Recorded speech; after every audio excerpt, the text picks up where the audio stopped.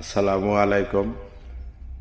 আমি সকল এসি গাড়ি, খালি আমার কোম্পানির না, বাংলাদেশে যতগুলা পরিবহন সেকশন আছে সকল এসি গাড়ির যাত্রীর ক্ষেত্রে একটি নিষেধাজ্ঞা জারি করলাম। নিষেধাজ্ঞাটা হচ্ছে, এসি গাড়ির ভিতরে কেউ পাদ মারবেন না। এসি গাড়ির ভিতরে কেউ পাদ মারবেন না, কারণ পাদের যে বাতাসটা ওইটা মানে ঘোর পাক খায়, বুঝছেন? এটা বাইরে হওয়ার কোনো রাস্তা থাকে না। মানে ভিতরে যে এসির যে, এই যে আমার পিছনে দেখতে পাচ্ছেন, এই যে এসির যে ফ্যানটা, মানে এখান দিয়ে বাতাস টানে, আবার এই ছিদ্র দিয়ে আবার ভিতরেই দেয়।